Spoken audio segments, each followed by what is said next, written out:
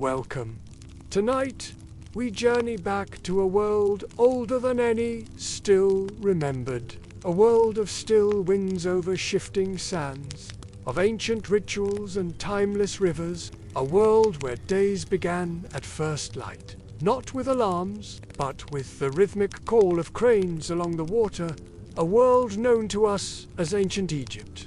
As you settle in, allow your thoughts to drift downstream on the slow-moving Nile, past reed-filled banks and dusty paths, past silent statues that have stood longer than memory, into the lives of those who once walked this land, not just kings and gods, but the nameless many who toiled and prayed and endured beneath the same sun. In this quiet exploration, we'll look beyond the monuments, beyond the golden sarcophagi and the grand temples, and instead slip gently into the forgotten rhythms of ordinary life. We'll begin where most lives were lived, in the fields alongside the Nile. Then we'll rise up through the corridors of power, into mystery, and finally into the sumptuous halls of the elite. Let the past unfold slowly before you, like papyrus unrolled. Let your breath settle, your thoughts soften, and now let us begin.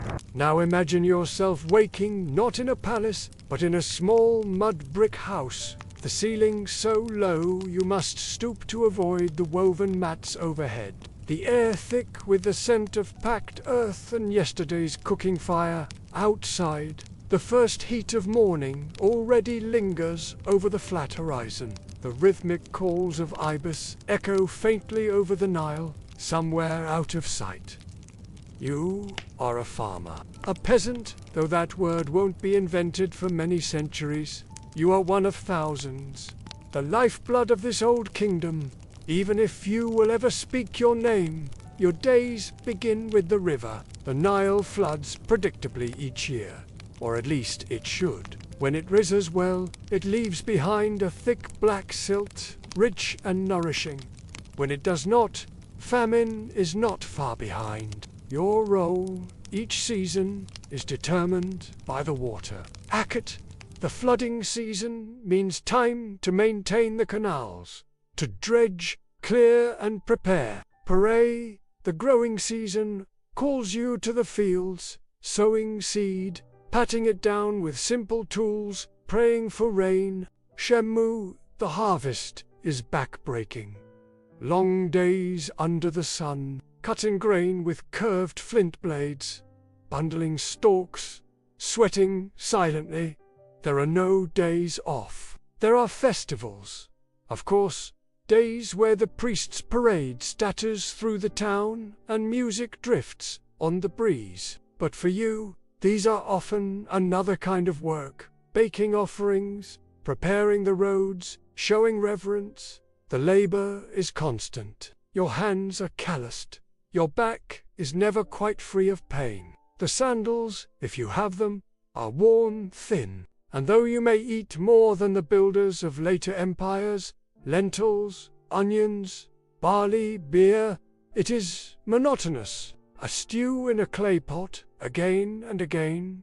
There are taxes, always taxes, though there is no coinage yet. Tribute is demanded in grain. A portion of each harvest must be surrendered to temple storehouses or the local namarch, the regional governor. Scribes come with tally sticks and sharp eyes, counting bundles, measuring output. You are expected to give. Refusing or falling short is not really an option. And the scribes, they know little of farming.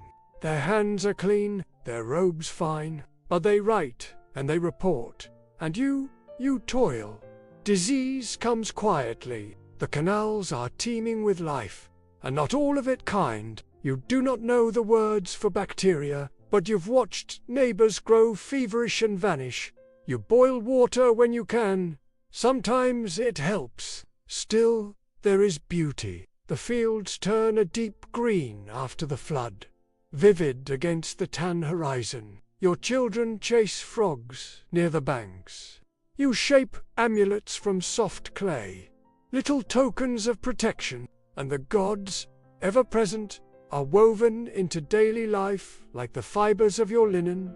There are prayers at sunrise, offerings at dusk, stories told by firelight, passed down from a time before writing. You hear of the great temples in Thebes, of the pharaoh chosen by the gods. You may never see him, but his name is etched into stone.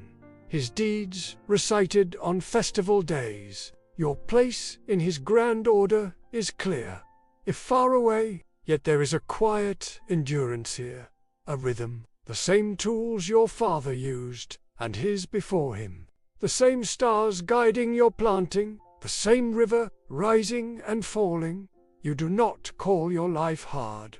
It simply is. And now, as the sun sets behind swaying date palms, and smoke from cooking fires curls upward in the still air, you rest. Not because the work is done, but because it must pause until morning. The ancient Egyptians kept records on a monumental scale, recording the deeds of kings who ruled for hundreds of years. But what about the silent majority? What was life like for the common folk of ancient Egypt? In today's video, we bring you the untold stories of everyday life in ancient Egypt. We start with the farmers who toiled in the fields, tended the crops, and fed the nation. Join us as we unveil the secrets of ancient Egypt, one peasant at a time. Ancient Egyptian society was predominantly rural, with the vast majority of its population engaged in agricultural pursuits. The backbone of the economy was farming, which flourished along the fertile banks of the River Nile. The Nile, with its annual floods, deposited rich black silt that transformed the desert sands into some of the most productive farmland known to man in those ancient times. Farmers relied on the predictable rhythm of the Nile, floods to water their crops and sustain life in the absence of rain. The flooding season, Akit, was a time of renewal and preparation. Farmers would work tirelessly to maintain and repair the intricate network of canals that carried water from the Nile to the fields. During the growing season, Pare, the focus shifted to the cultivation of crops such as wheat, barley, flax, and vegetables. Farmers would plant the seeds, tend to the soil, and pray for bountiful harvests. The harvest season Shemu was equally demanding, with farmers working long days to cut, bundle, and gather the crops. Despite the back-breaking labor, farmers took pride in their work, knowing that they were feeding the nation and sustaining the economy. It's important to note that the life of a farmer was not just about working the land. It was intricately linked to the natural cycles of the Nile and the ancient Egyptian religion. Farmers were deeply dependent on the Nile's yearly floods, which determined the success of their crops. They also had to contend with the scorching heat of the Egyptian sun, which beat down on them as they toiled in the fields day after day. To cope with the intense heat, farmers likely developed strategies such as working during the cooler hours of the day, taking frequent breaks, and wearing protective clothing made from linen. Moreover, farmers were not isolated in their labor. They were part of a community bound together by the shared challenges and rewards of agriculture. They likely worked together during the harvest season and shared knowledge and resources to ensure the success of their crops. The sense of community was likely a source of strength and solidarity for the farmers in the face of the hardships they endured. In conclusion, the life of a farmer in ancient Egypt was a testament to human resilience and adaptability. These unsung heroes of ancient Egypt did not have the benefit of modern technology or the security of government support that many farmers enjoy today. They faced the challenges of unpredictable natural cycles, scorching heat, and isolation, yet they persevered. Their dedication to their craft and their close-knit community helped them endure the hardships of their work. The farmers of ancient Egypt were the backbone of the civilization, and their story is an important part of our understanding of this ancient culture. Moving on, let's discuss the domestic life of peasants in ancient Egypt. Life for peasants in ancient Egypt was largely centered around the family unit. Typically, families lived in small villages near the farmlands they worked. The traditional family structure consisted of a husband, wife, and their children, as well as other relatives such as grandparents and unmarried siblings. Family members worked together on the farm, and children were often involved in agricultural tasks from a young age. Within the family, the roles were generally divided along gender lines. Men typically managed the farm and livestock, while women took care of household duties and crafts. Husbands and wives were typically equal partners in the household, sharing decision-making responsibilities. Marriages were usually arranged, and divorce was relatively common. Polygamy was rare among the peasantry. Unlike the royal family, families placed a strong emphasis on religious duties, and members would participate in festivals and rituals to honor the gods. They also maintained a strong connection to their ancestors, believing that they could provide guidance and protection. Religion permeated every aspect of their lives, and they followed the teachings of the gods to ensure a prosperous life and a favorable afterlife. In addition to their religious beliefs, peasants also engaged in leisure activities to find joy and entertainment in their lives.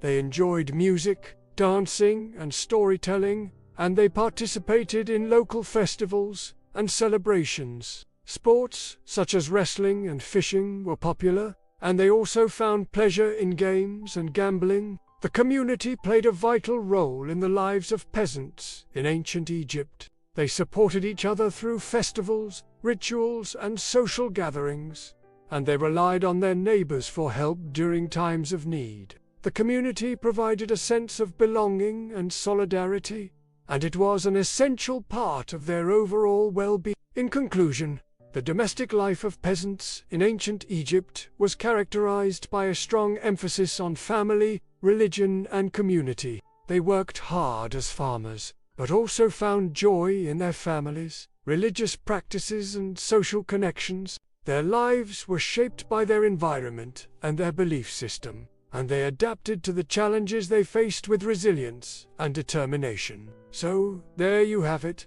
a glimpse into the lives of the common people in ancient Egypt.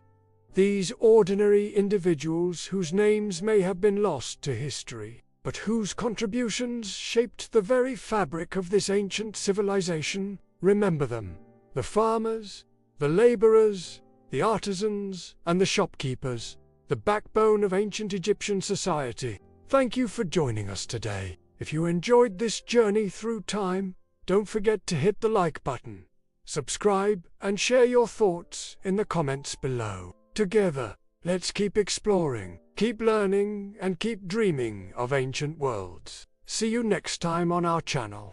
She was a queen whose appearance inspired terror and desire, an enigma who ruled like a god and died like a heretic. Welcome to my channel. Today we explore the strange tale of Hatshepsut, the female pharaoh whose story is a maze of intrigue, ambition, and a legacy almost erased by time. Our journey begins in the heart of ancient Egypt, where the river Nile winds like a silver thread through the sands. The year is 1478 BCE, and the great city of Thebes buzzes with activity. The palace walls echo with laughter and music, for Pharaoh Thutmose I has taken a new wife, the beautiful and ambitious Ahmose. Their marriage is a strategic alliance, joining two powerful families and ensuring stability in the kingdom. Soon, the royal court is abuzz with the news that Ahmose is expecting a child.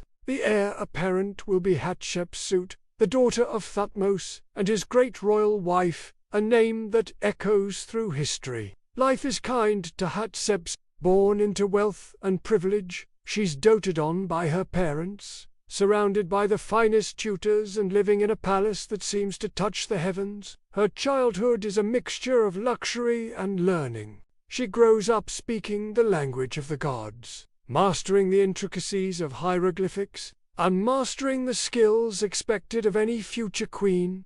At 12, Under the watchful gaze of her father, she marries her half-brother Thutmose II, a union common in royal families, but their relationship is not just a political strategy, it is also a bond of affection. They have 3 children together, 2 princesses and a crown prince, and for a while it seems that life has dealt Hatshepsut a winning hand. She's loved, respected, and poised to inherit a kingdom that stretches from the Mediterranean to the Nubian desert. But fate has other plans. Thutmose I dies, leaving Hatshepsut's husband, Thutmose II, as the sole ruler of Egypt.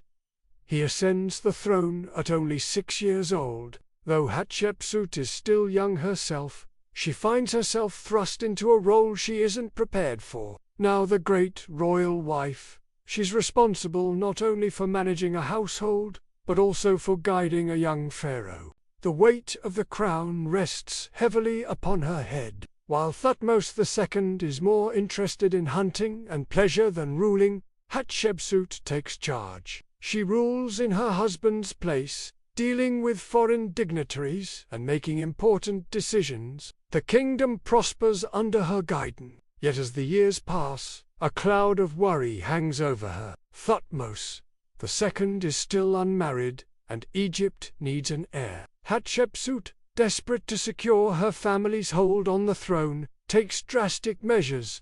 With the support of the court, she convinces her husband to accept her son, Thutmose III, as his heir. But even as she celebrates this victory, a chill wind of uncertainty blows through the palace. You see, in the rigid social structure of ancient Egypt, a woman's place was not in the seat of power. There, the pharaoh was considered the embodiment of the male god Horus.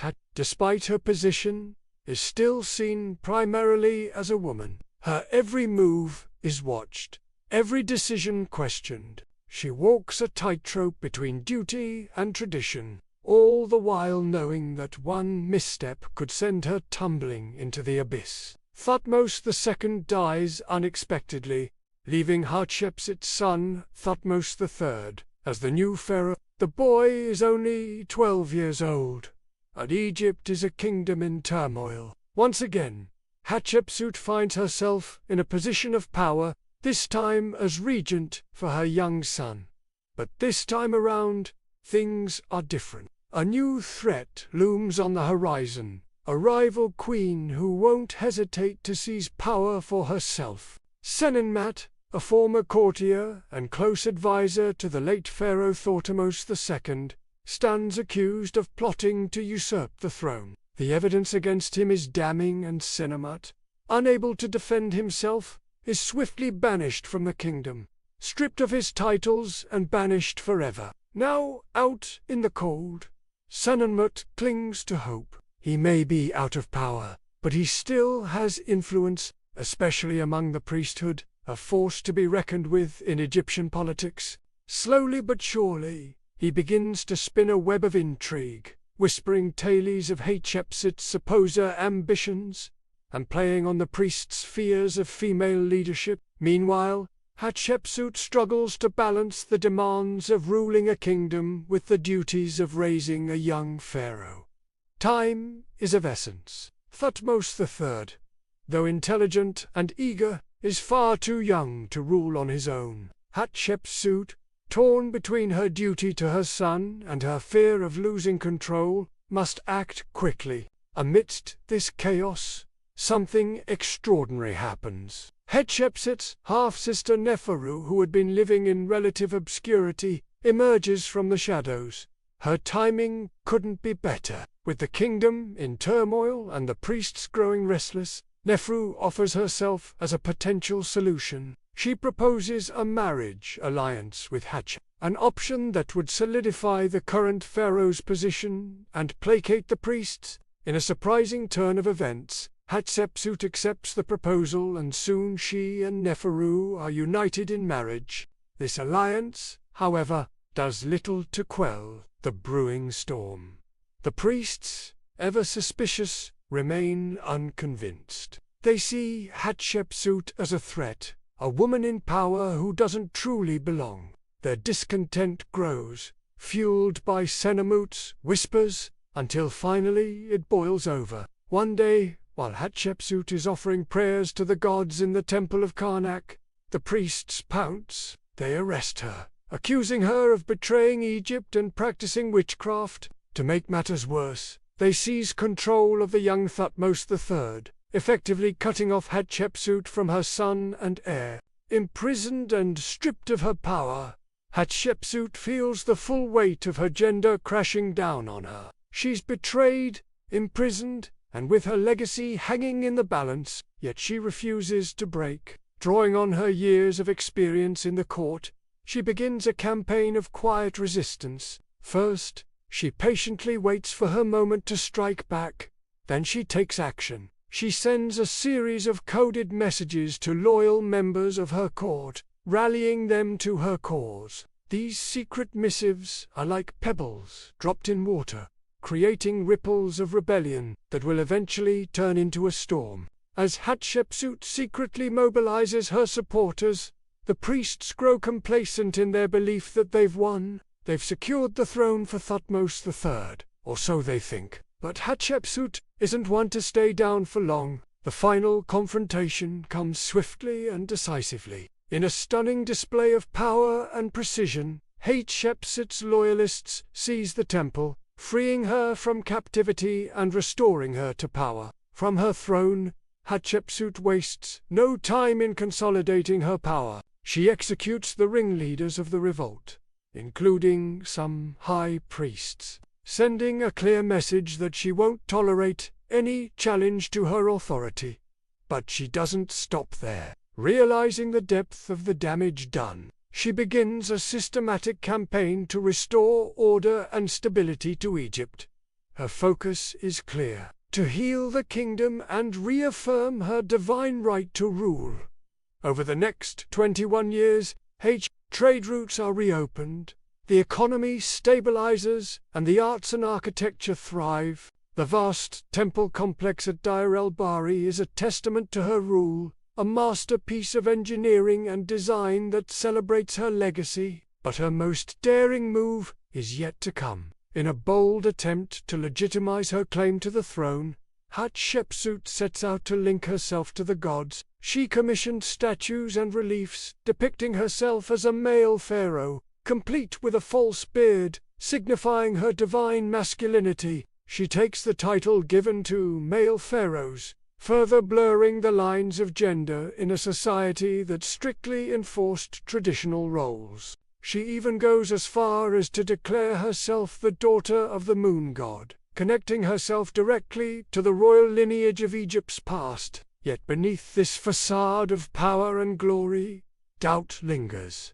Hatshepsut knows that she's walking a dangerous path. The very traditions that she's bending to her could just as easily be used against her. The seeds of resentment are sown, and one day they will sprout into open rebellion. When Hatshepsut dies, the tranquility of her reign ends abruptly. Almost immediately after her death, her stepson Thutmose III, now a powerful pharaoh in his own right, begins a campaign of erasure. He systematically removes any trace of Hatshepsut from public view. Her statues are defaced, her name chiseled out of monuments, and her image ripped from temple walls. Even her magnificent temple at Deir el-Bahari is not spared. Thutmose III's actions send shockwaves through Egypt and beyond. It's as if he wants to rewrite history, erasing his aunt and predecessor from the kingdom's memory.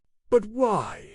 The answer lies in the deeply ingrained misogyny of the time. In a society that revered male pharaohs as gods, Hatshepsut's reign was seen as an abomination. By erasing her memory, Thutmose III is essentially purging Egypt of a mistake, restoring the kingdom to what he sees as its rightful order. His actions are not just about seizing power, they're about reasserting the dominance of men in a world where women were meant to be seen and not heard. And with that chilling tale, our journey through the enigmatic world of Pharaoh Hatshepsut comes to an end. Her story, a blend of ambition, courage, and tragedy, continues to captivate us, reminding us of the complexities of power, the resilience of the human spirit, and the haunting echoes of a forgotten legacy. If you enjoyed this video, please like and subscribe for more historical tales. Your support means the world to us. Until next time, stay curious, stay thirsty for knowledge, and remember, the past is never as buried as we think.